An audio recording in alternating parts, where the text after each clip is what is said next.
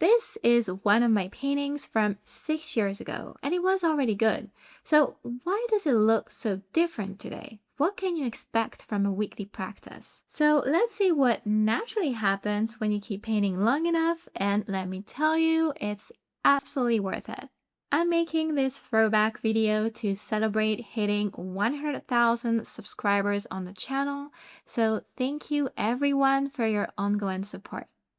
So now let's repaint this exact same seascape from June 2020.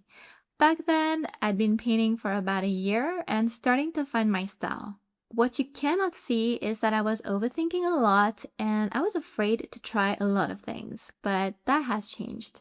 For example, if watercolor feels overwhelming to you now, you probably go small, and that's a great way to start. But as you keep painting and you understand water better, size stops being an issue and you'll naturally want to go bigger. Another thing that happens is the simplification of everything. And it starts with the supplies. It's easy to think that we need more tools, brushes, or colors to improve. Most people go through that phase. But then, if you're like me, you'll realize that a few brushes that you like work for almost everything. And you'll also find good paper that you trust and favorite paints. My favorite paints, for example, are Sennelier Daniel Smith watercolors and also Schmincke granulating paints. That's more than enough choice for me already, and I also have favorite colors. And that's actually also why tubes versus pans might become a practical choice at some point, not an upgrade.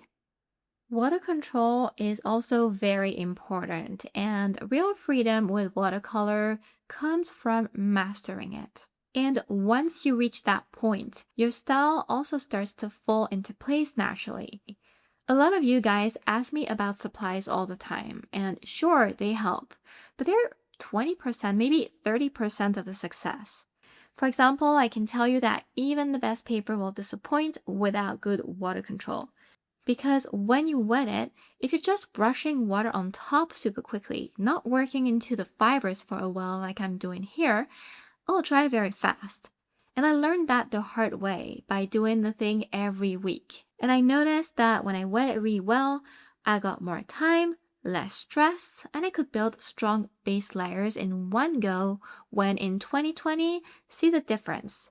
I was so afraid of the water that I worked in separate sections, sky first, then the sea.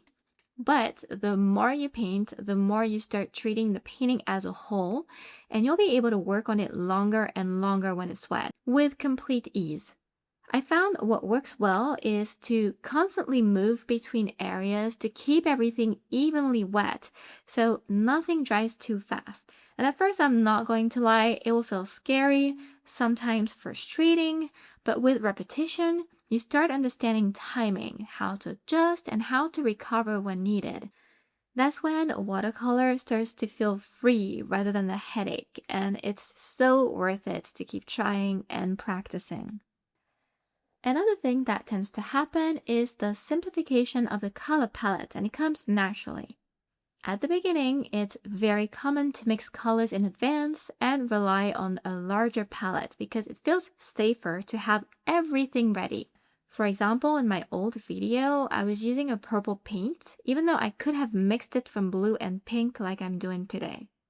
Also, with experience, you'll probably start mixing colors directly while painting, faster and more intuitively. That's when, instead of adding more colors, you'll reduce them.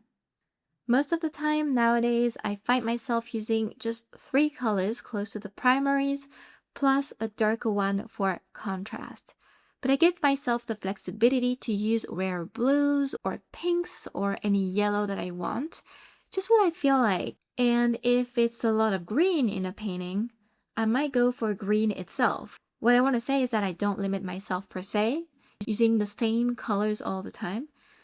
I just limit the total amount of colors for one painting. I always do it because a limited palette naturally creates harmony, and it removes a lot of unnecessary decisions. Now, one of the biggest fears in watercolor is to create mud, and people talk about it all the time. And yes, it happens, but it is not a bad thing. And I've realized that over time. I have it in all my paintings somewhere. A little bit of mud isn't a failure. It's part of what makes a painting feel natural, if of course that's your goal.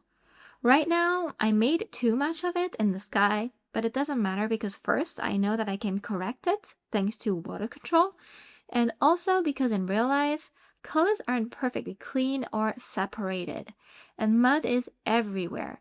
So instead of avoiding it completely, I just control it. Over time, if you enjoy more realism like me, you learn how to keep colors fresh while still allowing some mixing and some mud to happen. This is why today's version already looks much more natural than my old one. And you'll notice it's nothing to do with the colors I picked, but it's how I've mixed them and how I let them overlap onto each other on paper. And that's another example of why supplies don't really matter that much. A cool thing too is that at some point, the reference stops being something you follow, but more like something that you interpret, even with a realistic style. In the beginning, I think it's normal to try and copy as closely as possible because it feels like the safest way to get a good result. It's even funny because my old video has that word neat on the thumbnail, and the painting looks just like the reference. But it's a bit stiff in a way. And back then, I remember feeling a bit frustrated with my perfect realism. I wanted more creativity.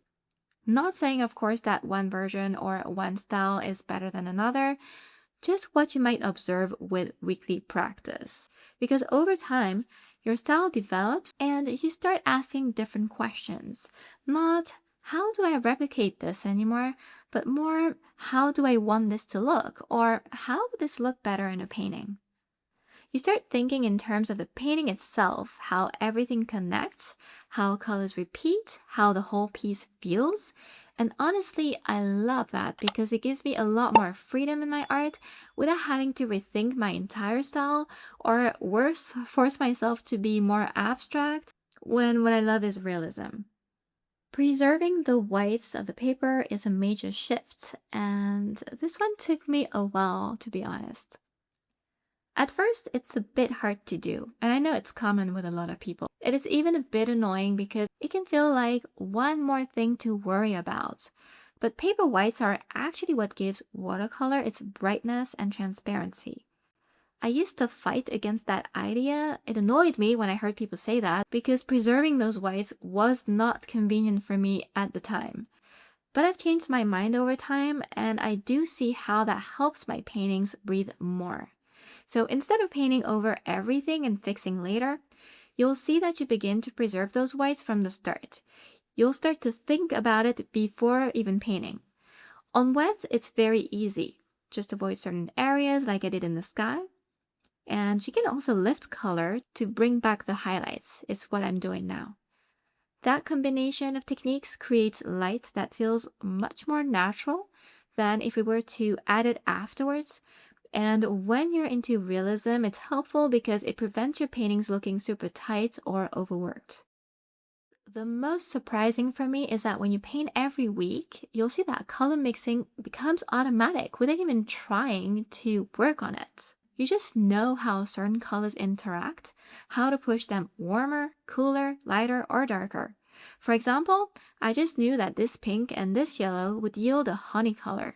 And that feels awesome because it helps paint faster and again, limit your color palette. There will also be a shift in how you handle details and edges. For example, in the beginning, there is often a tendency to be very precise and define everything clearly. And I've seen it in all my in-person classes and with myself. And you can also see it was the case in the horizon line in my old art. Also because I separated the sky and sea while painting. Everything was very controlled. But over time, you can do what you want and make things look loose, even though you're controlling them from the start. It's messiness, but on purpose. For example, I like to soften edges with a damp brush, but not everywhere, so things stay realistic enough, but loose at the same time. That's why in this new version, some areas of the horizon line stay soft and others become more defined, and that variation is what brings life to a painting. I've also learned to suggest more. So when I'm painting the rocks, for example, it's looking a bit messy and it's not even exactly like the reference. I don't really care actually. Now I think more in terms of shape than the object itself, if that makes sense. And now maybe you can see how one of the biggest changes when painting weekly and sticking with it is how you approach watercolor. It's the logic. When you come from a pencil drawing background like me, it feels completely backwards, but you'll see you get used to it over time. At first, there's a lot of hesitation, a lot of thinking while painting, and often a need to fix things. That's when mistakes happen and people feel frustrated. And I've totally been there. And I used to go to white gouache to fix stuff, especially my lost highlights. You can see I was doing it in the old version of the painting. It's not necessarily bad, I had my style with it, but it did make my paintings look a bit heavy, and I do believe now that they look better with natural whites. With experience, you'll start anticipating where highlights should be, where to leave space, how to build the painting, and instead of fixing later, you'll include those elements from the beginning, or you'll lift color if you need it, what I'm doing just now to make those rocks look even more realistic. But not in a controlled and super tight way. I do use white gouache from time to time, but it's generally just a touch. And now the painting feels lighter, more natural, and closer to what watercolor does best. This isn't about comparing anything, it's about style, preference, and where you are right now. And mostly, I do hope that motivates you to keep painting, especially if you're in a slump. If you need a guide and you want to paint loose realism like me, I'll link my watercolor courses in the description below. And stay tuned because a new one will complete the collection very soon. And if you enjoyed this video, please let me know in the comments. I'd love to hear what stood out to you and if that motivates you to keep going. And thank you very much for watching, and I will see you next time.